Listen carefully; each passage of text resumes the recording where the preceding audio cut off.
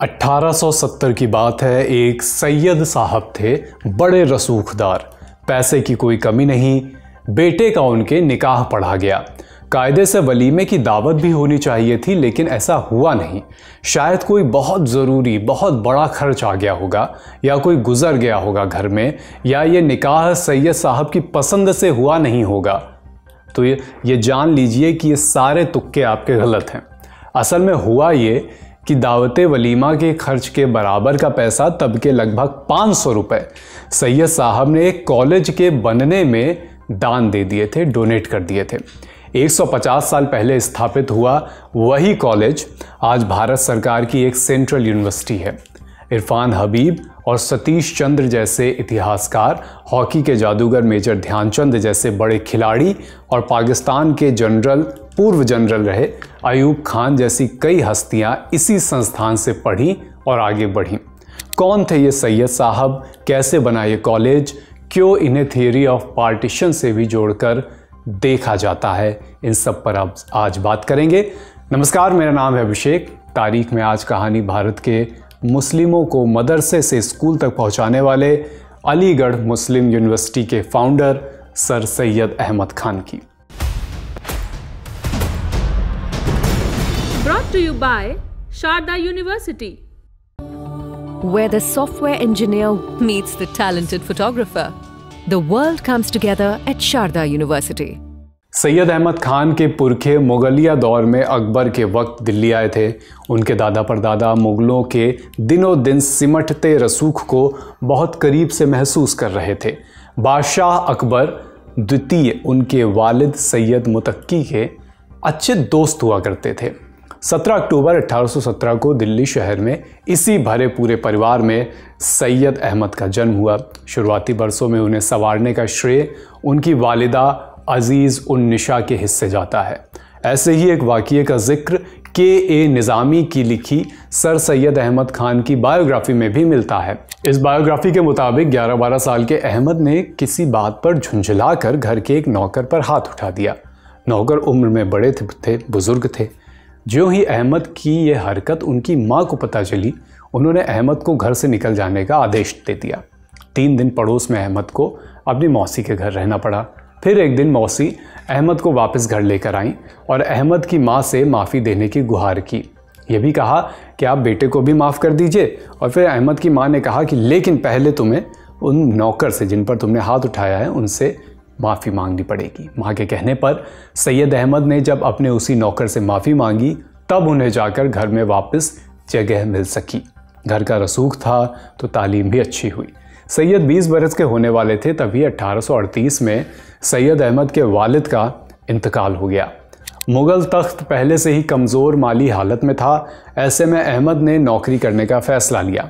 दिल्ली के सदर अमीन मौलवी खलील उल्लाह के यहाँ अप्रेंटिस के तौर पर पहल नौकरी की। उसी वक्त दिल्ली में एक जज हुआ करते थे, रॉबर्ट हैमिल्टन। अमीन साहब के इस रंगरूट से हैमिल्टन काफ़ी प्रभावित थे, प्रशंसक थे उनके।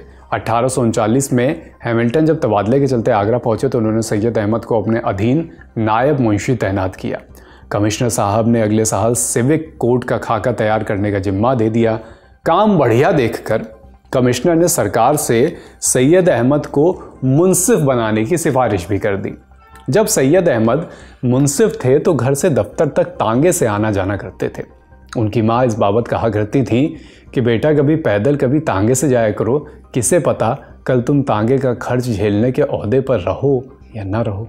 सैयद अहमद ने अपनी माँ की ये बात ताउम्र याद रखी। अगले प्रमोशन के साथ ही उन्हें दिल्ली का सदर अमीन बना दिया गया। यहाँ वक्त निकालकर उन्होंने मुस्लिम न्यायशास्त्र पर फ़िक़ह, उसूल फ़िक़ह, हदीस और कुरान को बहुत अच्छे से पढ़ा। इसी दरमियान उन्होंने दिल्ली के ऐतिहासिक इमारतों पर आसारुल सनादीद नाम से एक किताब भी लिखी। फिर 1855 में सैयद अहमद खान का तबादला सदर अमीन पद पर ही आज के उत्तर प्रदेश में बिजनौर में हो गया। उन्होंने अपने अधीन काम कर रहे कानूनगो और पटवारियों से मुगलिया फरमान इकट्ठे करके गैजेट जैसा एक डॉक्यूमेंट तैयार कराया। यह अपने आप में डिस्ट्रिक्ट गैजेटियर के लिए एक बढ़िया खाका साबित हुआ। आज भी अगर ब्रिटिश काल के किसी भी इतिहास को हम खंगालते हैं तो यही गैजेटियर सबसे ज़रूरी जानकारियां हमें देता हुआ मालूम पड़ता है। इसी दौरान सैयद अहमद खान ने अबुल फजल के आईन अकबरी पर भी एक बढ़िया कमेंट्री लिखी थी। फिर छिड़ा 1857 का महासमर। सैयद अहमद की ज़िंदगी में ये टर्निंग पॉइंट की तरह आया। एक अधिकारी होने के नाते उन्होंने बिजनौर के नवाब महमूद खान की अगुवाई में न जाकर तब भी अपने ड्यूटी एथिक्स फॉलो किए। नवाब के जागीर देने का प्रस्ताव भी सैयद अहमद ने ठुकरा दिया। अंग्रेज़ ऐसे ही अफसरों के चलते 1857 की क्रांति को दबा सके थे, लेकिन जब अहमद खान को 1857 के दमन के बाद दिल्ली में अपने परिवार की बेहाली की खबर मिली, इसका जिक्र उनकी बायोग्राफी में कुछ ऐसे मिलता है। सैयद अहमद मेरठ में थे जब उन्हें अपने परिवार की हालत का पता चला। सितंबर के आखिर में वो दिल्ली पहुंचे। उनके चाचा और चचेरे भाइयों को मार दिया गया था। उनकी माँ और एक कंगाल हाल महिला किले के अस्तबल में रह रहे थे। सैयद अहमद की आवाज़ सुन उनकी माँ ने रोते हुए पूछा, क्यों आए हो तुम यहाँ? लोगों को यहाँ मार दिया गया है, वापस चले जाओ। हमें तो जो लिखा है वो देखना ही पड़ेगा। सैयद ने माँ को समझाया कि अफसरों से बात हो गई है। तब जाकर उनकी माँ ने दरवाज़ा खोला। सैयद की माँ भूसा खाकर कई दिन से जिंदा थीं। कई दिनों से उन्हें पानी तक नसीब नहीं हुआ था। खुद सैयद अहमद ने करीब 3 दशक बाद दिए एक लेक्चर में इस वाक़ये पर अपनी बात रखी थी। कहा था कि उन दिनों के दौर में मुझे ना अपना घर लूटने का दर्द है, ना ही किसी संपत्ति को खोने का, लेकिन लोगों ने जो बर्बादी झेली उससे मेरा दिल ज़्यादा दुखता है। मैं कैसे वो जागीर लेकर ताल्लुकदार बन जाता और इनाम के लाख रुपए ले लेता, इसलिए मैंने सब कुछ ठुकरा दिया और अब अपने लोगों के लिए काम करूंगा। इसके बाद सैयद अहमद मुरादाबाद ट्रांसफ़र हुए। यहीं उन्होंने 1857 की क्रांति पर असबाब बगावत हिंद लिखी। यहीं उन्होंने पहला फ़ारसी मदरसा स्थापित किया। सन 1862 के तबादले के चलते गाज़ीपुर पहुँचे। यहाँ सैयद अहमद खान ने 1863 में साइंटिफिक सोसाइटी की नींव रखी। अगले बरस उन्होंने यहाँ भी एक मदरसा स्थापित किया, जिसके बाद में विक्टोरिया हाई स्कूल के नाम से इस मदरसे को जाना गया। 1864 के आखिर में यहीं से सैयद अहमद ट्रांसफ़र होकर अलीगढ़ गए। यहाँ आकर उन्होंने अलीगढ़ को अपना ग्राउंड बनाना शुरू किया। इस बीच सैयद अहमद खान का इंग्लैंड जाना भी हुआ। इस दौरे के 2 सिरे थे। पहला, सर विलियम मूर नाम के एक नामचीन लेखक थे। उन्होंने पैगंबर मोहम्मद के ऊपर एक किताब लाइफ ऑफ मोहम्मद लिखी। लोगों ने कई आधारों पर इस किताब को आड़े हाथों लिया। सैयद अहमद खान ने औरों की तरह जल्दबाजी नहीं की, वक्त लिया और फिर एसेज ऑन इस्लाम लिखा, जिसे खूब सराहा भी गया। इसी से जुड़ा था इस सफ़र का दूसरा सिरा।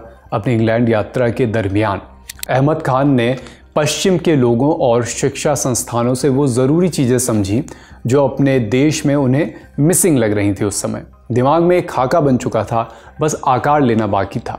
लेकिन कुछ समस्याएं अभी भी सैयद अहमद खान को घेरे हुई थी। वो अलीगढ़ में पहले ही साइंटिफिक सोसाइटी को एक्टिव कर चुके थे। अलीगढ़ मुस्लिम गैजेट भी छपने लगा था।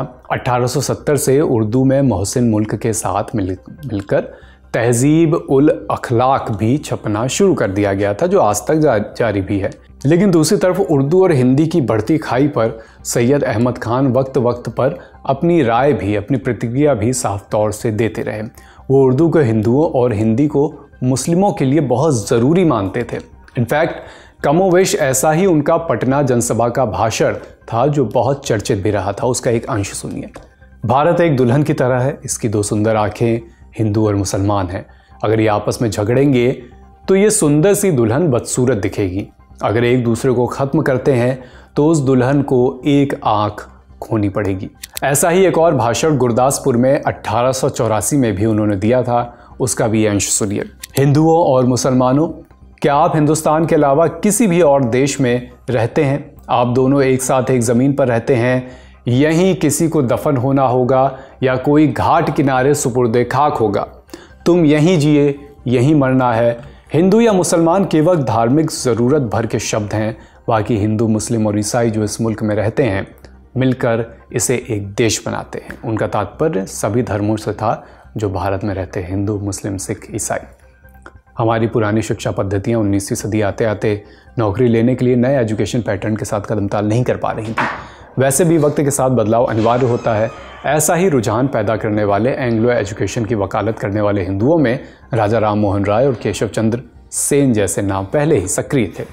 मुस्लिमों को एंग्लो शिक्षा की ओर ले जाने का बीड़ा सर सैयद अहमद खान ने उठाया और इसके लिए उन्होंने क्या किया वो हमने आपको बताया ही। काम बड़े थे तो पैसा भी बहुत लगना था। इन सभी प्रयासों में धर्म, कुल, जाति जैसे भेदों से हटकर कई लोगों ने अपना अपना सहयोग दिया, योगदान दिया।